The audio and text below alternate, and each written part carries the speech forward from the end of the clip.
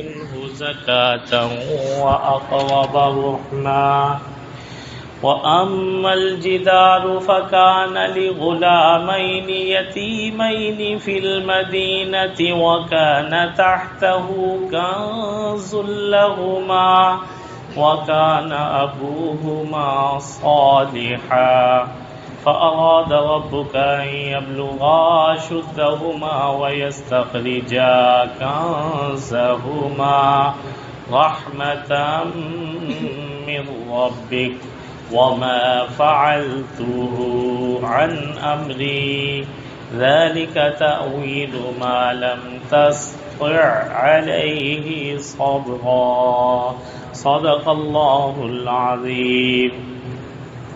حضرت خضر علیہ السلام نے فرمایا بہرحال کشتی کی بات تو وہ تو مسکین لوگوں کی تھی جو سمندر میں کام کرتے تھے، میں نے چاہا کہ اسے عیب دار کروں، اور ان کے آگے ایک بادشاہ تھا جو کہ ہر کشتی کو زور سے لے لیتا تھا، اور بہرحال لڑکا تو اس کے ماں باپ تو دونوں ایمان والے تھے، ہم ڈرے اس بات سے کہ وہ اپنے ماں باپ کو سرکشی اور کفر میں ڈال دے گا۔ ہم نے ارادہ کیا کہ ان دونوں کا پروردگار ان کے لیے اس بچے سے بہتر بچہ پاکیزگی اور شفقت کے اندر زیادہ قریب ان کو بدلے میں دے گا۔ اور بہرحال دیوار تو وہ دو لڑکوں کی تھی جو یتیم ہے شہر میں، اور اس دیوار کے نیچے ان کا خزانہ تھا، اور ان دونوں لڑکوں کا باپ نیک تھا، بس تیرے پروردگار نے ارادہ کیا کہ یہ جوانی کی عمر کو پہنچیں اور اپنا خزانہ نکال لیں تیرے پروردگار کی رحمت سے، اور میں نے اپنے مرضی سے کوئی کام نہیں کیا۔ یہ تعبیر ہے ان چیزوں کی جن پر آپ صبر نہ کر سکے۔ سورہ کہف کی آیت نمبر 79 تا 82 کا درس ہے۔ ان آیات کے اندر اللہ رب العزت نے حضرت موسیٰ و خضر علیہ الصلاۃ والتسلیمات کے درمیان قرآن پاک میں جو 3 واقعات بیان ہوئے ان کی وجوہات بیان فرمائی۔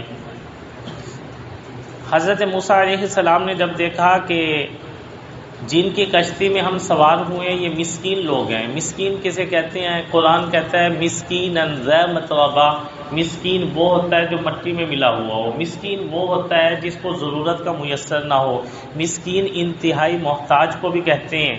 اللہ رب العزت قرآن پاک میں فرماتے ہیں انما الصدقات للفقراء والمساکین، زکوٰۃ کے مصرف بیان کی ہے، پہلا مصرف فقراء، دوسرے مساکین۔ تو مسکین انتہائی حاجت مند ہوتا ہے۔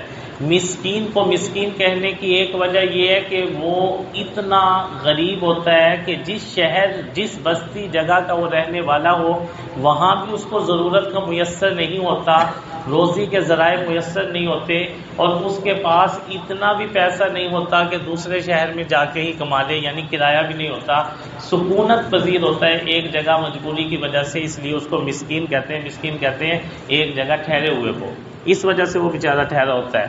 تو یہ 10 بھائی تھے جس میں سے 5 تو لولے لگڑے تھے اور 5 جسم کے اعتبار سے صحیح تھے۔ ان 10 کی ملکیت ایک ہی کشتی تھی، اور کشتی بھی کوئی اتنی بڑی نہیں تھی، وہ بیچارے اس سے گزر بسر کرتے تھے۔ حضرت موسیٰ علیہ السلام کی زندگی میں ایسا واقعہ پہلے بھی رونما ہو چکا جس کی انہیں بخوبی خبر تھی، مگر اس وقت ان کے ذہن میں وہ واقعہ نہیں آیا، وگرنہ وہ یہ بات نہ فرماتے کہ آپ نے کشتی کو عیب دار کر دیا کہ کشتی والوں کو ڈبو دے، جبکہ حضرت موسیٰ علیہ السلام دودھ پیتے بچے تھے اس وقت میں، اور فرعون بچوں کو قتل کرا رہا تھا، تو موسیٰ علیہ السلام کی ماں نے اس ڈر سے کہ میرا بچہ قتل نہ ہو جائے، اللہ فرماتے ہیں فَأَوْحَيْنَا إِلَىٰ أُمِّ مُوسَىٰ أَنْ أَرْضِعِيهِ فَإِذَا خِفْتِ عَلَيْهِ فَأَلْقِيهِ فِي الْيَمِّ وَلَا تَخَافِي وَلَا تَحْزَنِي إِنَّا رَادُّوهُ إِلَيْكِ وَجَاعِلُوهُ مِنَ الْمُرْسَلِينَ۔ ایک ہم نے یہ وحی کی کہ بچے پر جب تمہیں خطرہ ہو کہ فرعون کے فوجی آ کر تمہارے سامنے قتل کریں گے، فَاقْذِفِيهِ فِي التَّابُوتِ، ایک لکڑی کا صندوق بنا کے اس صندوق میں بچے کو رکھ دینا، وَاقْذِفِيهِ فِي الْيَمِّ، اور اس تابوت کو صندوق کو سمندر میں رکھ دینا، فَلْيَأْتِهِ الْيَمُّ بِالسَّاحِلِ، اور یہ نہیں ہوگا کہ یہ بچہ فرعون سے بچ جائے گا، بلکہ فرعون کے ساحل پر ہی میں اللہ اپنی قدرت سے اس بچے کو پہنچا دوں گا۔ یا خود ہوا عدو لی و عدو اللہ، اس کا دشمن اور میرا دشمن فرعون اس کو پکڑ لے گا۔ وَأَلْقَيْتُ عَلَيْكَ مَحَبَّةً مِّنِّي، اے موسیٰ میں نے تجھ پر اپنی جناب سے محبت کی تجلی ڈال دی۔ دشمن کے ہاتھ میں پہنچا تو دشمن بھی محبت کرنے لگا۔ یاد کر اس وقت کو جب تیرے تابوت کے اندر تیری ماں نے سوراخ کر دیے کہ اگر بالکل ہی بند ہوگا تو ہوا نہ جائے گی، بچہ سانس کہاں سے لے گا۔ ان سوراخوں کے ہونے کے باوجود پانی تیرے تابوت میں داخل نہیں ہوا، تو خضر علیہ السلام کے تختہ نکالنے سے، جبکہ آپ 2 انبیاء اس میں سوار ہو، کشتی میں پانی کیسے داخل ہو سکتا ہے؟ ایسا واقعہ حضرت موسیٰ علیہ السلام کی زندگی میں پہلے ہوا تھا، لیکن بسا اوقات بندہ اپنے واقعے کی طرف غور نہیں کرتا، اور موجودہ حالات کے پیش نظر حضرت موسیٰ علیہ السلام نے جب حال احوال ان کشتی والوں کے لیے کہ یہ 5 بھائی تو بیچارے اس ایک کشتی سے جو کماتے ہیں 10 مل کر کھاتے ہیں، تو ٹھہر نہ سکے اور سوال کر لیا، تو حضرت خضر علیہ السلام نے بعد میں اس کا جواب دیا کہ میں نے چاہا کہ میں کشتی کو عیب دار کر دوں، حالانکہ کشتی کو عیب دار کرنا بھی اللہ کے حکم سے تھا، لیکن عیب دار کرنے کی نسبت اللہ کی طرف نہیں کی بلکہ اپنی طرف کر لی کہ میں نے عیب دار کیا۔ اس کی وجہ کیا ہے؟ یہ اس کشتی کا عیب سنوری ہوئی ہزاروں کشتیوں سے بہتر ہے، اس لیے کہ جہاں سے ان کی کشتی گزرنی تھی وہ ایک بادشاہ کے قلم رو میں سے گزرنی تھی، علاقے میں سے گزرنی تھی۔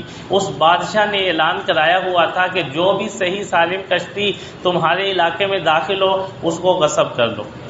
حالانکہ غصب کرنا جیسے ڈاکہ حرام، چوری حرام، اسی طرح غصب کرنا بھی حرام، زوری کسی کی چیز لے لینا، وہ زوری پکڑ لیتا تھا، ملاحوں کو بھی پکڑوا لیتا تھا اور اپنے کاموں کے لیے بےگار لیتا تھا، یعنی کوئی مزدوری بھی نہیں دیتا تھا، اپنی بادشاہت کے زور پر کشتیوں میں اپنا سامان ایک جگہ سے دوسری جگہ منتقل کرتا تھا۔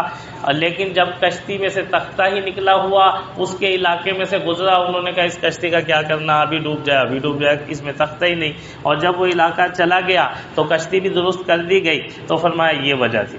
دوسری وجہ کہ لڑکے کا آپ نے کہا کہ بھائی میں نے اس کو قتل کیا، تو لڑکے کو جو میں نے قتل کیا ہے یہ میں نے اپنی مرضی سے نہیں کیا، اس میں تثنیہ کا صیغہ فخشینا، میں خضر بھی ڈرا اور اللہ نے بھی یہی منشا اور مرضی تھی کہ بھائی یہ اگر بچہ بڑا ہو جائے گا تو پھر یہ سرکش ہوگا اور یہ نافرمان ہوگا۔ اللہ تعالیٰ کی 2 صفات ہیں، ایک تو اللہ کی صفت ہدایت ہے، ہادی، ایک اللہ کی صفت مضل ہے۔ اللہ کی صفت مضل جس پر پڑ جاتی ہے وہ گمراہ ہو جاتا ہے، تو اس بچے پر اللہ کی صفت مضل پڑی ہوئی تھی اور اس کا ظہور ہونے والا تھا جب اس نے بالغ ہونا تھا، اس نے بڑا سرکش اور کافر ہونا تھا، اس کے والدین کو اس سے محبت بہت زیادہ تھی، اس کی محبت میں وہ بھی اللہ کی نافرمانی، سرکشی اور کفر تک پہنچ جاتے۔ اب اللہ رب العزت نے چاہا، فَأَرَدْنَا، ہم نے چاہا، میں خضر نے اللہ کے حکم سے اور اللہ نے اپنی مرضی سے یہ ارادہ کیا کہ اس بچے کو قتل کر دیا جائے۔ جب یہ بچہ قتل ہو جائے گا والدین پھر متوجہ ہوں گے، اللہ سے مانگیں گے، اس کے بدلے میں اللہ نعم البدل دیں گے، اس سے بہتر بچہ دیں گے۔ روایات میں آتا ہے بہتر بچہ پیدا ہوا، نیک صالح ایمان والا تھا، یا پھر ایک بچی پیدا ہوئی جس کا ایک نبی سے نکاح ہوا، یا ایک بچی پیدا ہوئی جس کا نبی سے بھی نکاح ہوا، اس کا بیٹا بھی نبی ہوا، اس نبی کی بھی ایک امت بنی، یا پھر اس لڑکی کی نسل کے اندر 70 انبیاء پیدا ہوئے۔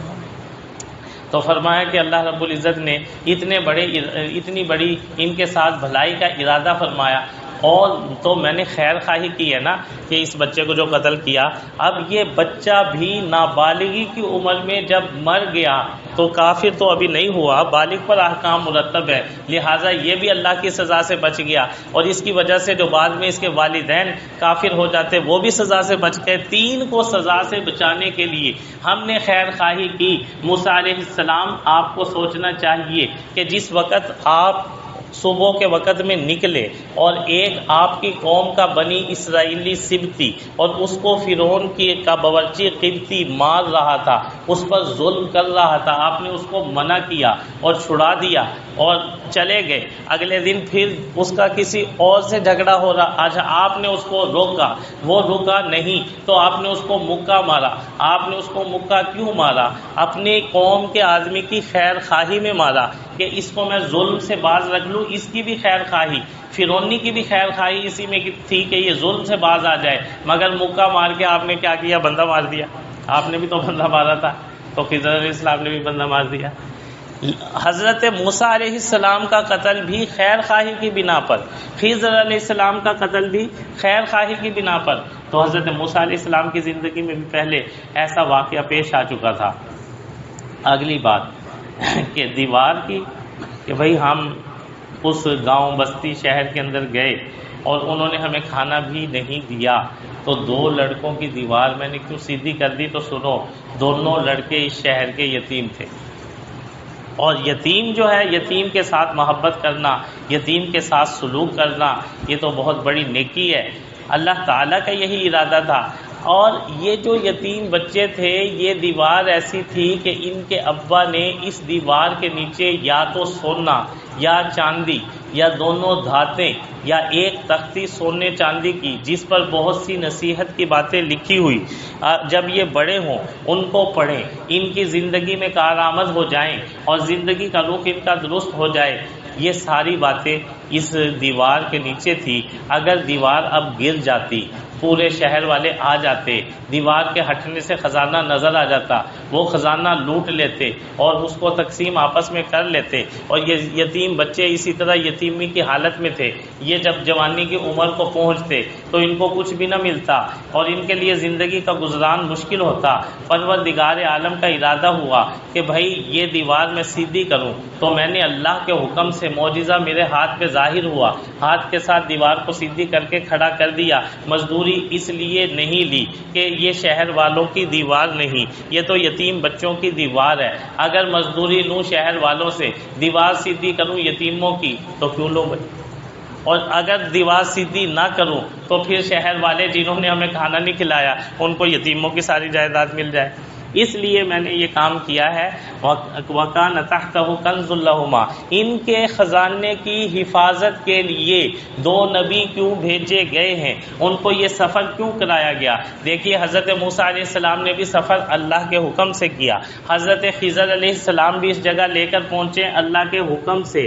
حضرت خضر علیہ السلام کو بھی یہ بات اللہ نے بتائی کہ یہ دیوار سیدھی کرو۔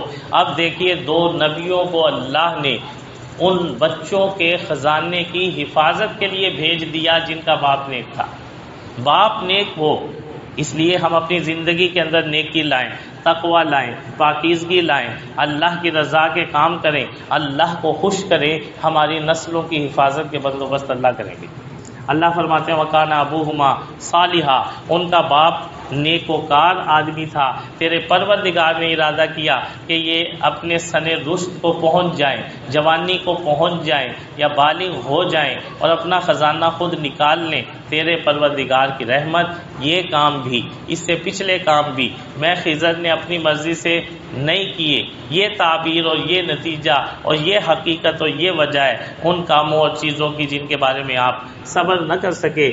امام حسین رضی اللہ تعالیٰ عنہ کے مقابلے کے اندر خارجی کھڑے ہوئے، تو ایک خارجی آپ کے سامنے آیا، آپ نے اس سے پوچھا کہ بھائی آپ کو پتہ ہے کہ حضرت موسیٰ و خضر علیہ السلام 2 انبیاء کو اللہ رب العزت نے جن بچوں کے خزانے کی حفاظت کے لیے بھیجا تھا، ان بچوں کی کیا نیکی اور خصوصیت تھی؟ اس خارجی نے کہا بچے تو بچے تھے، ان کی کیا نیکی تھی؟ ان کا ابا نیک تھا، ان کا ابا نیک تھا، اس لیے اللہ نے ان کے خزانے کی حفاظت کے لیے 2 انبیاء کو بھیج دیا۔ تو حضرت امام حسین رضی اللہ تعالیٰ نے اس خارجی سے فرمایا کیا ان کے بڑے ابا اور نانا میرے حسین کے ابا اور نانا سے بھی نیک تھے؟ بھائی جب میرے بڑے ابا اور نانا ساری کائنات سے نیک اور بہتر ہیں، تو اے خارجیو تم مجھ حسین کے ساتھ کیسا سلوک کرتے ہو؟ کوئی جواب نہیں بن پڑا اس خارجی سے۔ کہنے لگا کہ تم قریشی بات اور جھگڑے کے اندر بہت زیادہ غالب آنے والے ہو. جواب نہیں دے سکا امام حسین کو، تو امام حسین نے ثابت کر دیا کہ تمہیں ہمارے ساتھ بھی اعلیٰ سلوک کرنا چاہیے. لیکن امام حسین رضی اللہ تعالیٰ عنہ کے ساتھ کیسا انہوں نے سلوک کیا کہ ان کو شہید کر دیا. اور امام حسین رضی اللہ تعالیٰ عنہ کی یہ شہادت کی خبر نبی کریم صلی اللہ علیہ وسلم اپنی صادق و مصدوق سچی زبان سے پہلے ہی دے چکے تھے کہ میرے نواسے کو میرے دین کی حفاظت کے لیے شہید کر دیا جائے گا. مگر نبی کریم صلی اللہ علیہ وسلم نے اپنے نواسے کی حفاظت اور بچانے کے لیے اللہ تعالیٰ سے کوئی دعا نہیں کی. آپ نے یہ چاہا میرا نواسا اور میری آل اگر کٹتی ہے، ذبح ہوتی ہے تو ہو جائے، میری امت اور میرا دین بچ جائے. اللہ رب العزت نبی کریم صلی اللہ علیہ وسلم کی امت کی اہمیت اور دین کی اہمیت ہمیں عطا فرمائے. الحمدللہ رب العالمین والعاقبۃ للمتقین والصلاۃ والسلام علی سید الانبیاء والمرسلین. ربنا آتنا فی الدنیا حسنہ وفی الآخرۃ حسنہ وقنا عذاب النار. اللهم يا شافي الأمراض اشف مرضانا ومرضى المسلمين. اللهم لا تقتلنا بغضبك ولا تهلكنا بعذابك وعافنا قبل ذلك. پروردگار عالم ہمیں ان انبیاء کے واقعات سے نیکوکاری کی زندگی، تقوی کی زندگی اور اپنی رضا کی زندگی اختیار کرنے کی توفیق عطا فرما. اپنے دین، اپنے نبی کی امت سے محبت عطا فرما. صلی اللہ علیہ نبی الکریم وعلی آلہ واصحابہ اجمعین. آمین برحمتک یا ارحم الراحمین.